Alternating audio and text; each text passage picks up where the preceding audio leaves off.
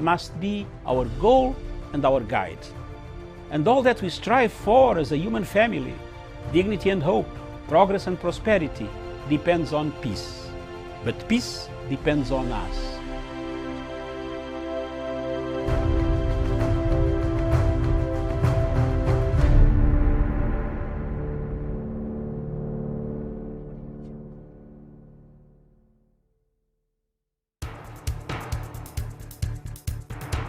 It is ridiculous and it is against the laws of nature that we can have somebody sitting pretty who takes home more money than the credible entrepreneur who is doing actual production of goods and services.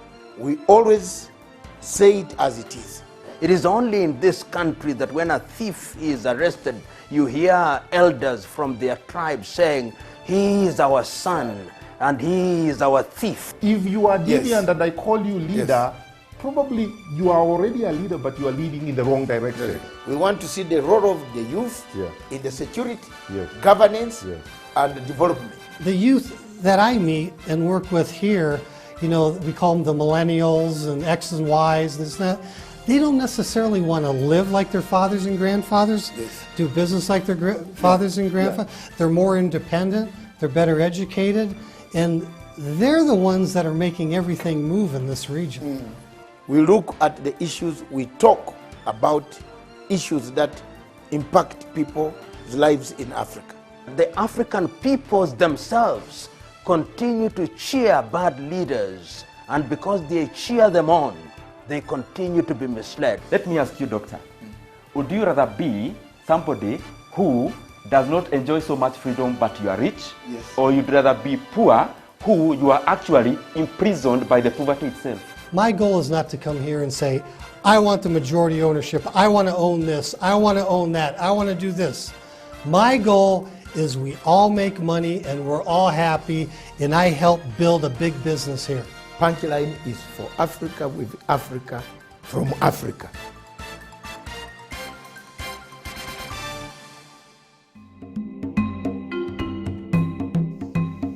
Viewers, those listening to this tape or this video, I want to bring to your attention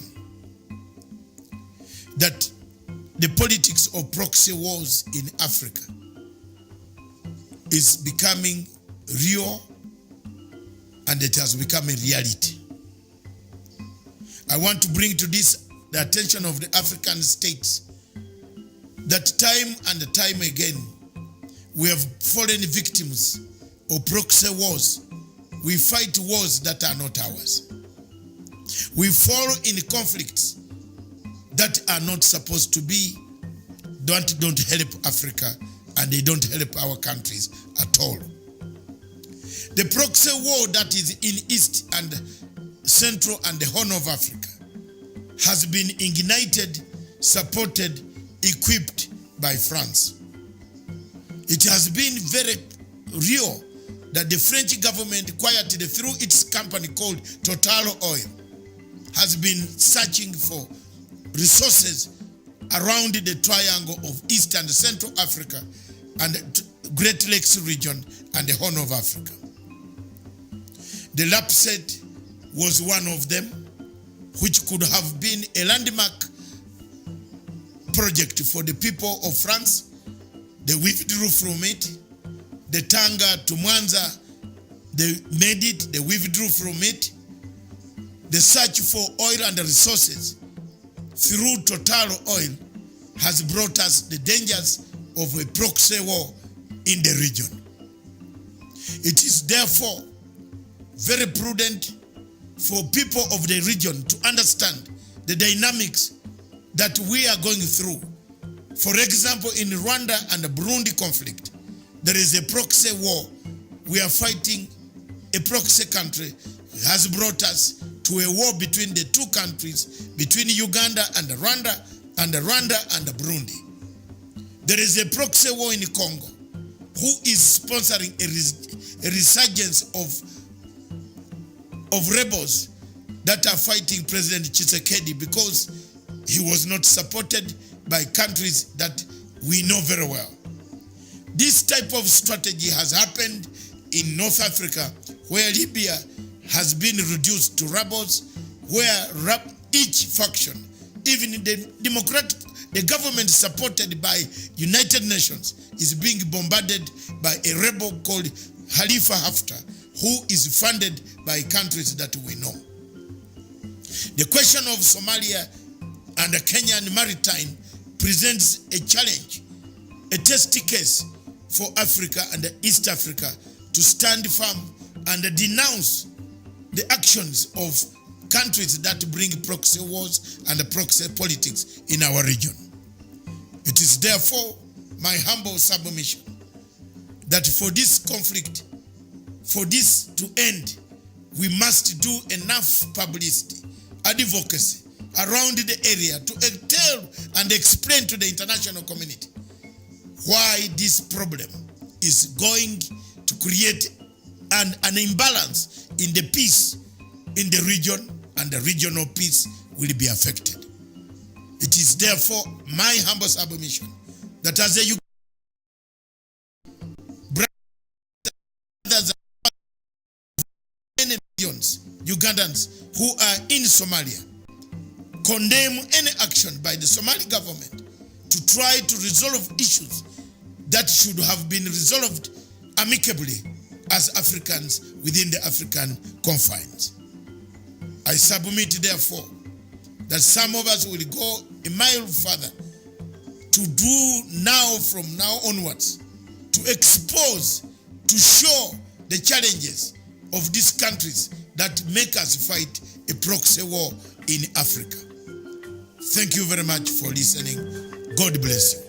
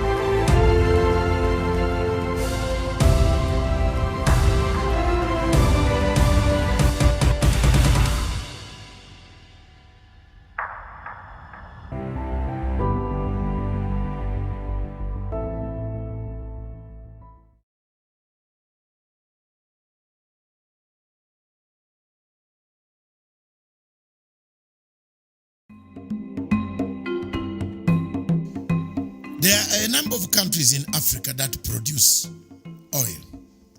Kenya today became one of the member states of oil-producing countries in Africa. It exported its first oil, where President Uhuru Kenyatta flagged off the oil that was got from Turkana in one of the northeastern parts of this country. But is oil a curse to Africa? Is oil a curse to the entire places where oil is found? We see in the Middle East, the wars in Iran, in Saudi Arabia, in Yemen, in United Arab Emirates. It has developed the area in Qatar.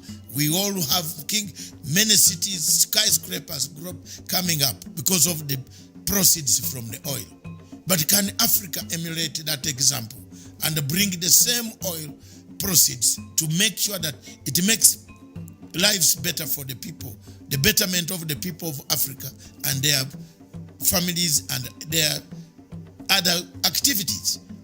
I want to see that.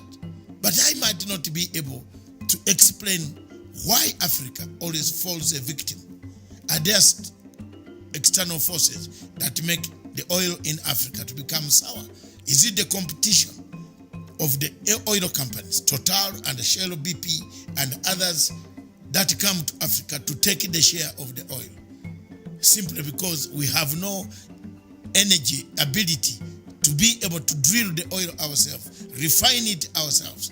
It is shocking, therefore, to go to Nigeria, for example, a country that produces 30 in the world for oil production has no petrol at the petrol station. Is this not a curse? If it's not a curse, what do you call it? Thank you.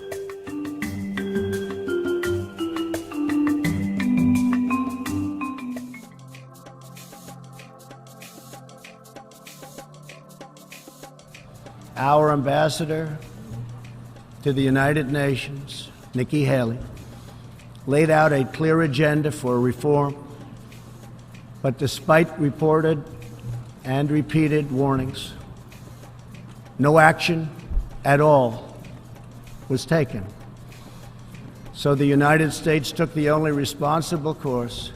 We withdrew from the Human Rights Council, and we will not return until real reform is enacted. For similar reasons, the United States will provide no support in recognition to the International Criminal Court. As far as America is concerned, the ICC has no jurisdiction, no legitimacy, and no authority. The ICC claims near universal jurisdiction over the citizens of every country, violating all principles of justice, fairness, and due process. We will never surrender America's sovereignty to an unelected, unaccountable global bureaucracy. Trump's decision to come.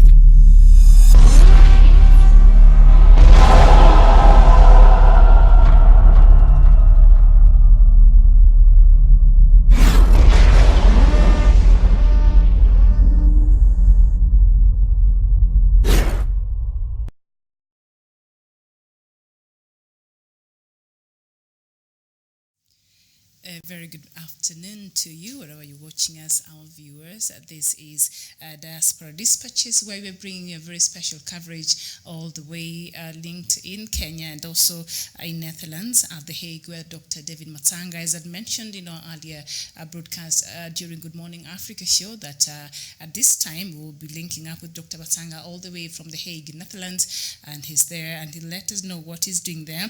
But just to give you a little of some background on the reason as to why we're having this conversation today, the tussle between Kenya and Somalia began in 2014 when Somalia sued Kenya at the International Court of Justice at The Hague, Netherlands, for unlawful operations in her maritime territory measuring 100,000 square kilometers. So that has been something that has been under contention, and Somalia is, claiming that Kenya has been having their part of the maritime land illegally and using it illegally. So they took the case to the ICJ. And of course, we cannot dispute the fact that there appears to be a lot of foreign powers underhand between the case now that is at the ICJ, and could this be a classic case?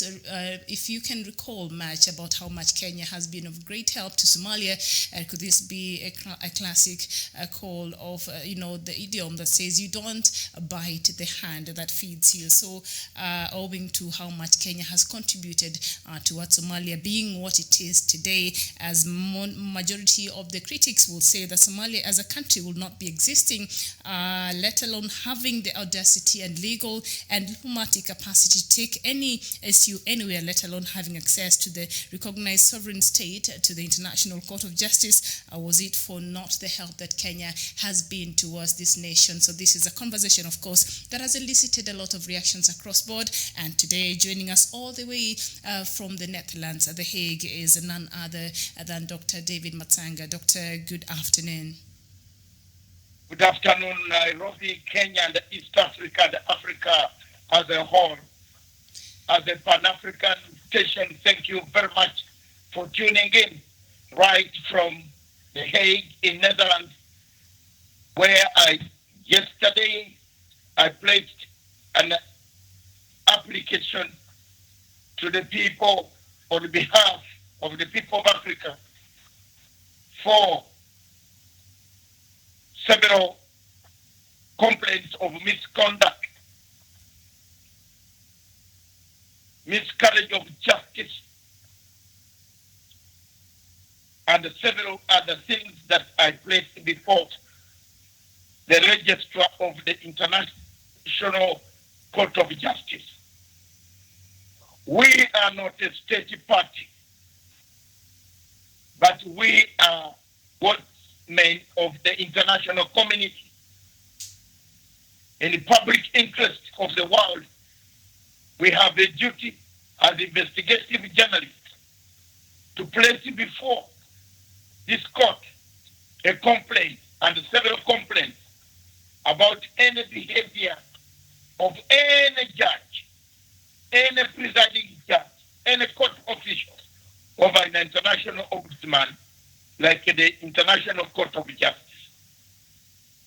We have not applied as a state because we are non-state actors, but we have a right to complain to the registrar, who can pass the complaint to the judges and to the panel that will be constituted, internal panel and external panel by the United Nations, to find the merits and demerits of our complaints. I will not go much deeper or deep to discuss the merits and demerits of what I have put before the court or before the registrar of the court to transmit it. But this morning, I also delivered 4 DVDs electronically and manually. The 4 DVDs that indicate on several occasions, various places in each country and the conferences that have got incriminating evidence which form part of our complaints. The discussion of Somalia outside the court premises, the presiding over by some people who have interests, gives a miscarriage of justice. And therefore we leave it to the court, we leave it to the international community, we leave it to the government of Kenya to take up the matter. We are not diplomats, and I repeat, we are not diplomats. We are international activists. We have activated ourselves in the matter because we see if the current situation does not change, we don't see Kenya getting the justice, the fairness, the equality of international justice at the altar of international the international case of Court of Justice. So just to clear something up, Dr. Matanga there, so you are saying that you're actually at The Hague right now on your own behalf, on your own capacity, not representing the government of Kenya. Is that what you're saying? No, we are not. We are non-state actors. We are not a state. We are an organization, the Pan-African Ombudsman. We look at things internationally. We are an international ombudsman. We go into situations where we see there is a problem. There is a problem in this court. This court, ICJ, has a problem. And that problem is what we have placed before the registrar to tell the world that there is a very big problem because there is no other means of recourse. We can't go anywhere else. We can't do an amicus curiae like the International Criminal Court. Ours is a complaint. Ours is not, we are not a state. Therefore, we cannot make a state a case. We can't be allowed to do an amicus curiae, but we are allowed to put complaints. And I repeat, the law, the procedure allows us to put complaints before the registrar to transmit them to the various individuals and organs within the ICJ. So anybody down there who has been sleeping, you better wake up. We have done our best. It is our to take up the complaints that we have put before you, before the court, as a state, to go and make it a serious complaint to the international community that there is something wrong in the ICJ. And that is what the role of our organization and the role of our investigative journalism. We have followed these judges for over 2 years.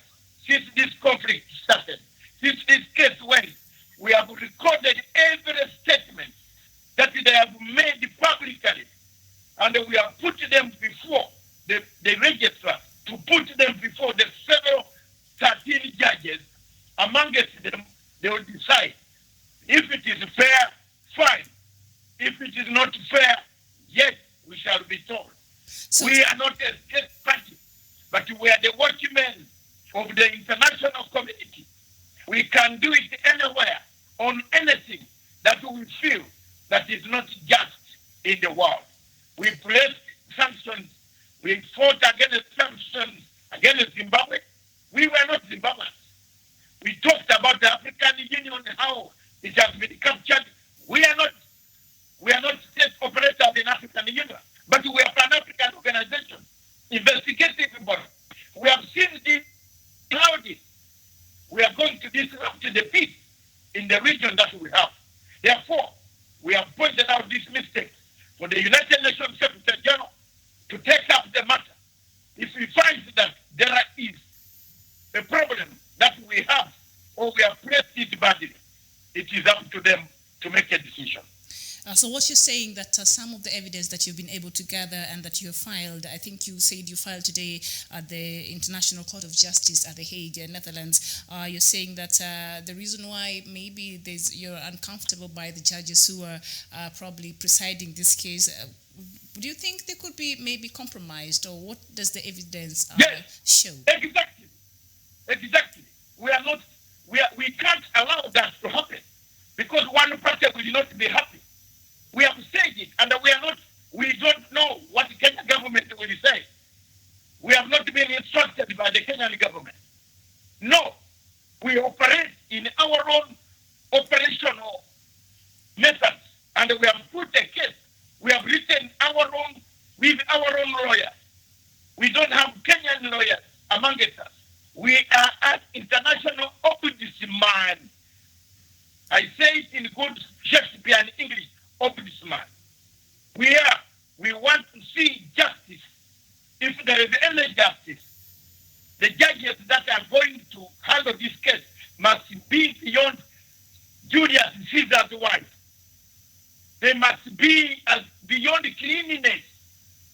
But if we see some dust coming out, some statements, some writings, some pressure, some data forces that have propelled this judge, how he was promoted, how he got the job, where does he report to? These are the complaints we have laid, and as I said, I am not going to discuss anything beyond that. I've left it to the court.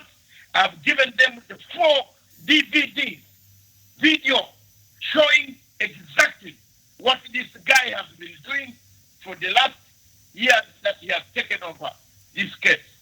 All right, and outside of the discomfort you have with the judges that are heading this case right now, are there any matters you think that could also act as an impediment to a fair ruling or judgment in this case between Somalia and Kenya? Of course, if this case is left to diplomats, and I just want to sound a very serious warning, there are people who claim to be diplomats, but are not doing a right job. If this case is left on the diplomats to tell us lies, we have a problem in East Africa and in the whole of Africa coming very soon. Therefore, we must also tell the world that as much as this case is within the hands of ICJ, there are problems that this ICJ court faces. The credibility, lies, telling lies, spreading lies, conniving with the government of Somalia to injure one party that is within the court. That is very dangerous, and we cannot keep quiet, and we are not going to keep quiet about it. We have said it, and we shall say it. We have stated in our document with evidence, including evidence of bribery, corruption, houses being bought for judges in order for them to make a favorable ruling. That one we cannot keep quiet, and we cannot allow one party to enter this type of argument when these things are not sorted out. That's it. We have not acted on behalf of instructions on Kenya or where. We have given copies. You can read if the court allows, they can for them to see. And the videos, play them to the whole world, and then you will see exactly what we mean by a very dangerous precedent set if these judges are allowed to handle this dispute. All right. There's a statement I read somewhere in the social media, actually in a news outlet this morning, and it said, without Kenya, Somalia would not be an independent state. How much truth does this statement actually hold? I beg your pardon about the statement? I'm saying there's a statement today I read in one of the major news networks across the world, and it says that without Kenya, Somalia would not be existing as an independent state. How much truth does this statement hold in regards to what is happening right now between Kenya and Somalia? First of all, I come from a country that has supported Somalia. Ugandan troops are in Somalia. I have the right to defend them anywhere. Whether in the moon, in heaven, in hell, I have to defend them. Two, my troops, my brothers, sisters, and sons have been there, they have paid the price on Somalia. The darker forces, you see the problem is that we are not fighting we have not exposed the darker forces because diplomats are telling us we shall do it diplomatically. That is nonsense. We want to expose the darker forces that pay Somalia to go and accuse countries that have helped them. And that is the point I've made here in The Hague. I will make in London, I will make in South Africa, I will make in Johannesburg, I will make in Nairobi, I will make in Addis Ababa.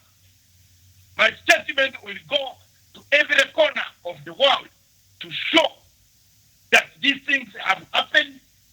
There is something wrong because we have supported Somalia, pacified Somalia with our blood, and therefore after they have seen that Kenya, Uganda, Djibouti, and other countries, Burundi, have done the dirty job, they have come in now. So the diplomats will not talk this language. We activists talk this language because the world allows us to talk the language. We are not worried of talking as we are because we shall tell the truth. We are not civil society. We are international activists, a group, powerful lawyers that have united together to say that we are going to make it better because the International Court of Justice does not give us room to give them advice. Therefore, we must see their behavior. If judges are found raping people, do you want the judges to conduct a trial on us? The judges, some of them could be raping people. Some have raped people. You want them to do a trial on us? There must be somebody to cut them to size, to expose the bad behavior, the conduct. And those videos show the conduct of some of the judges that are presiding over this case of Somalia and Kenya.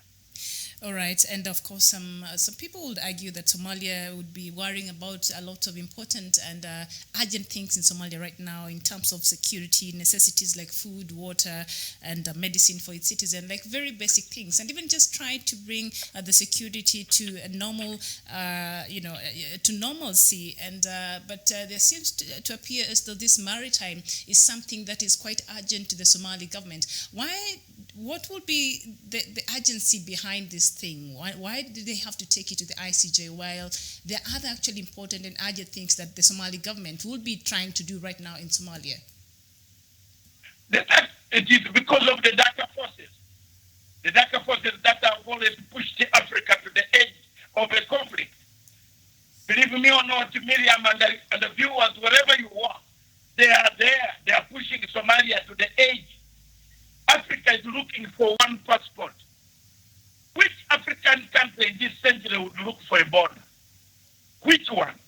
It is only a silly, naive country that would now be looking for a border when we are looking for integration. Africa is issuing one African passport. What is the border for? Why can't Somalia and Kenya opt out of this obnoxious, unbalanced, prudish, sodomic courts that are where diplomats, even some without papers of legal standing, are chosen to be part and parcel according to the interests of those who want them to rule in their favor, or who want them to use them as neo-colonial conduits on African countries and other third world countries. Why? Why should Somalia go that route? Why don't they sit down with Kenya under the African Union? They are all brothers and sit and watch than bringing an acrimony that will affect the soldiers in Somalia. My point is the regional peace. My point is the regional peace, international peace in the waters of Indian Ocean. We wouldn't like no country. I'm speaking with authority from the British point of view. The British would not like to see something that is happening in the Indian Ocean. Therefore, we activists are talking the truth.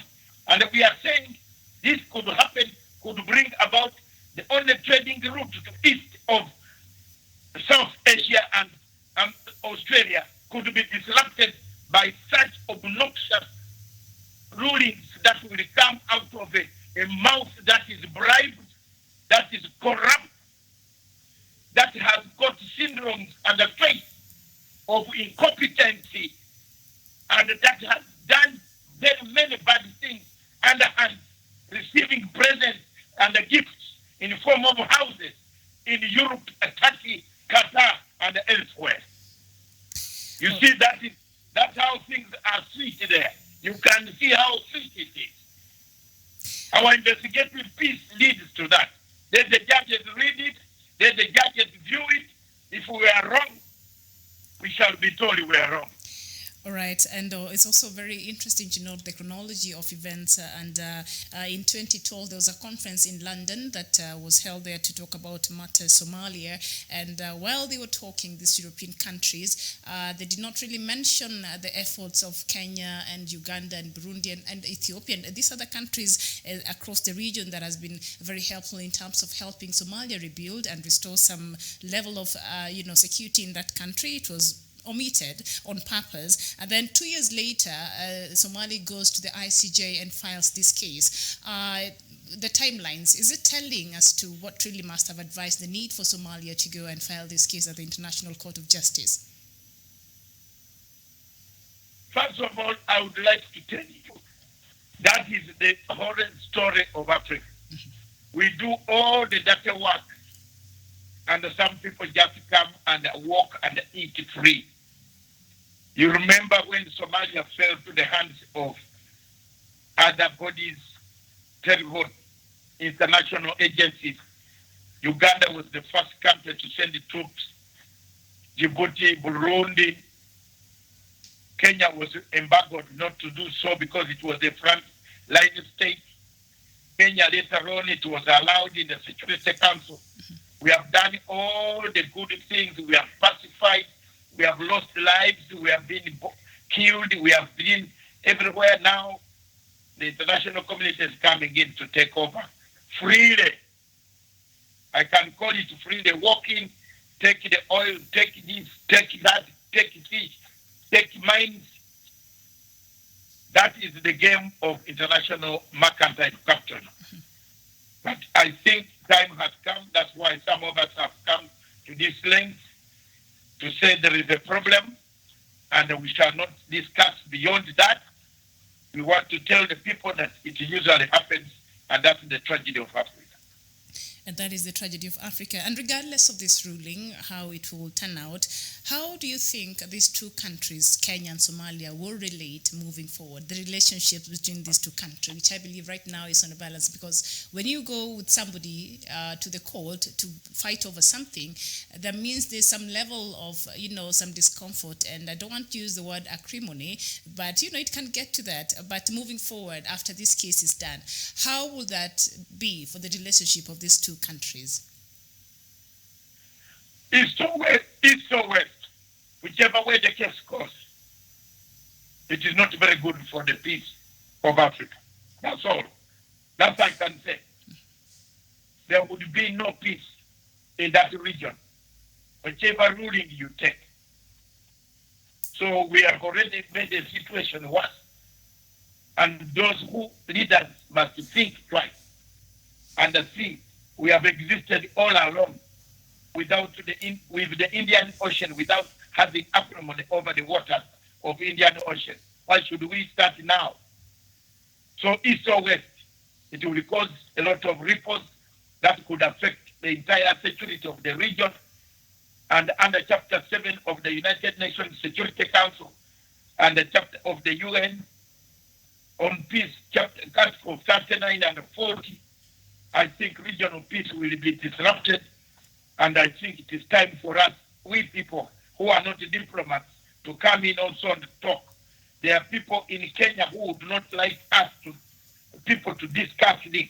I think time has come for them to be told enough is enough, because they don't know much about internationalism.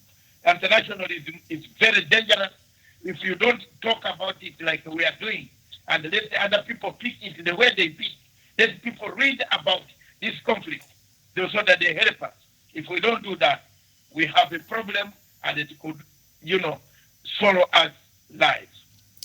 And of course, there was a time when this war started, and the world seems to have turned its back on Somalia, and Kenya stood with what was left in that territory, including opening its borders. And of course, it is on record that Kenya hosts the largest number of the most populated refugee camp, that is Dadaab, that is the home of a lot of Somali refugees. And Kenya has been a home to many Somalis here, and they've been allowed to move freely, to go to school, to operate in this country.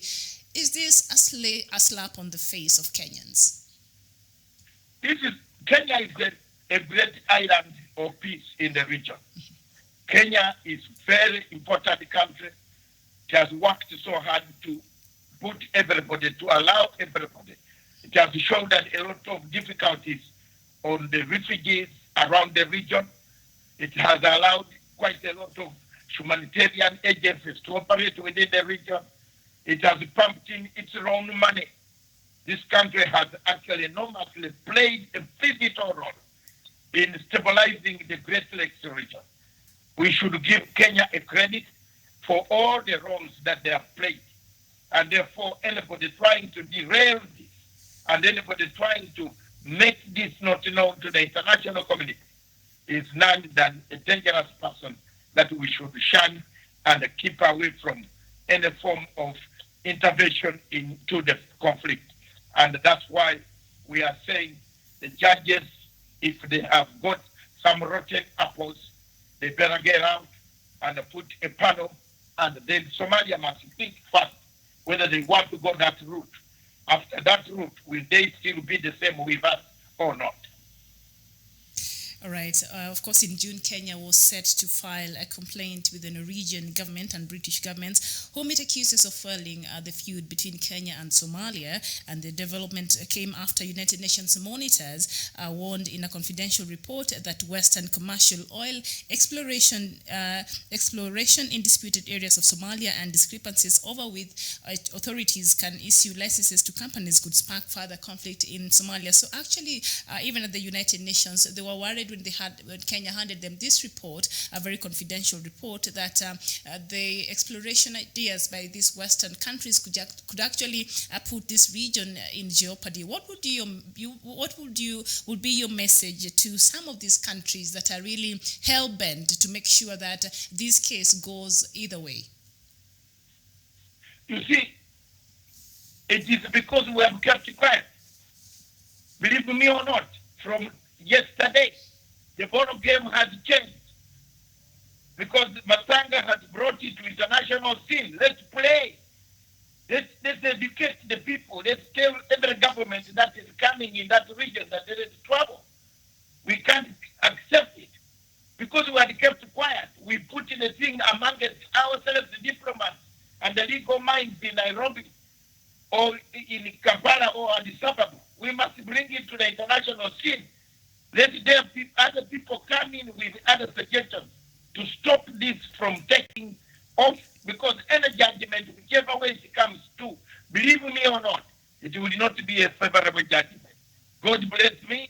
If I'm wrong, I will be judged wrongly. But I'm telling you frankly, anything that will torpedo, that wants to torpedo peace in that region should be stopped immediately. And this type of ruling and going to this court will torpedo the peace that is in that region, that which we are trying to acquire, to pacify, to remove all elements that have caused. And we have put this finally, I want to say it finally, we have put this document before complaints before the court in order for the court to tell us as to whether some people qualify to be part of the person. Because if Kenya does not complain, it is up to them. For us, we have complained on behalf of the public interest, which has interest in the case. Since there is no amicus curiae, some people are saying they don't allow amicus curiae, but they allow complaints. Complaints are allowed in every institution. You cannot have a UN body without a body where you file your complaint. What about if people rape? If people rape women in the office, what do? You don't complain because it's a UN body. People rape women in the Congo. They are brought on a panel. The UN puts them on trial. These judges are UN workers. They must have a disciplinary action panel that has to look at the complaint of 1 or 2, 3 judges who have acquired property on behalf of the case. These are some of the things that we are placed, which I cannot discuss beyond that until the court makes their ruling. All right, one of our viewers here, Ibrahim Rashid Abdi, is saying that Kenya is involving itself in the internal affairs of Somalia, including federal regions like Somaliland and Jubaland, and it will be catastrophic for the region. And he's continuing there to say, ironically, here we are talking about peace. We know Kenya has been having a very long-standing relations between Jubaland and Somaliland, cordial, because they're recognized as autonomous regions within Somalia. So I don't think that will be a problem. They have their own. So Jubaland has its own president, has its own currency, has its own army, has its own structures of governance. So I don't see where there is a problem. But Kenya has been having very cordial relations between these two places, areas within Somalia. Could this be, and also on Saturday, of course, the foreign minister for Jubaland was arrested when he alighted from a flight at Mogadishu airport, and for over I don't know what investigation. And some people are looking at this as a very passive-aggressive manner, president from the Somalia government towards Jubaland. And right now, of course, they did not want the presence of KDF, the Kenya Defense Forces, in Jubaland because it's considered very friendly to the Jubaland administration. So Jubaland and Somaliland, have they been caught in this power struggle between Somalia and Kenya? Because now that appears as though it's a power struggle. That question can be directed to the Minister of Foreign Affairs. Yes. I'm not Kenya's Minister of Foreign Affairs, and therefore direct it to Dr. Monica Juma and the others who can answer that. Yes. I am a non-state actor in the conflict. I am not a state to answer questions, bilateral relations between Kenya and Somalia. I am an African concerned, a watchman of the public interest in Africa and in the world, who has seen some bias that could come out of the court should this matter not be resolved before 9th of September. And I believe me on, I have set a stage for Kenya to see whether this matter is genuine. It is up to them to put it before the court. If they don't put it before the court, God forbid, I have done my best. All right, and we see a lot of views there from especially what I would think are Somali nationals, and they're not very happy that you actually are there solving this matter. I don't know what would be your message to our viewers, our very good friend Abdi Samad Ali. Miriam, I am an independent person, yes, a non-state actor, a Pan-African who wants no conflict in Africa and the world. And I've placed it before the court. I have given the copy to the judge, the presiding president himself, We have served him. It is up to him to write it to us, to the entire world, to say the things that Matanga wrote are lies. That's it. It's up to him. I am not concerned anymore. I've put it to the world. It's up to Kenya now to take the matter up as a state party. If it wants us to come as witnesses to show this time when they did all this, we shall do that. But if I were Kenya, I would not go into it when these matters are not resolved. Thank you very much. Back to you in the studio. It is getting hot here with very many people waiting to see my face out. I would rather say, let me go. I've done my best. I've filed. I've given the DVDs. I've given the evidence, chronological events where all this happened, what happened, the background, the credibility, the stature of these judges, the houses where they are bought in Turkey and Qatar, the gifts that they have been given, I have put there. Thank you very much, viewers. Thank you very much. Always support.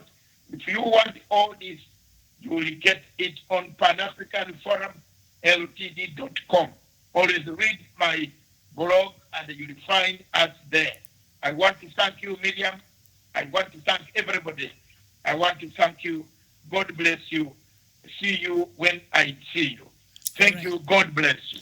All right, thank you very much. That is Dr. David Matanga, all the way from The Hague at the International Court of Justice in Netherlands. Of course, the International Court of Justice was founded on June 26, 1945 in San Francisco, California, United States. And the ICJ, also called the World Court, is the principal organ of the United Nations, whose primary functions are to settle international legal disputes submitted by states and give advisory opinions on legal issues referred to it by authorized UN organs and a specialized agency. As we know, the case that Somalia, filed at the ICJ is yet to start in September 9th. So we will keep you here up to date. And of course, Kenya is expected to respond to that on September 13th. So we will keep you up to date with the happenings and the latest on that case between Somalia, the maritime row between Somalia and Kenya there, all the way from the International Court of Justice at the Hague in Netherlands. But for now, thank you so much for engaging with us. Abdisamad Ali,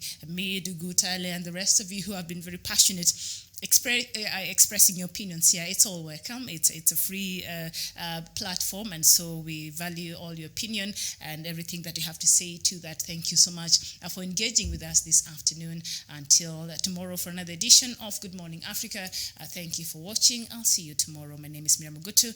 It's bye-bye for now.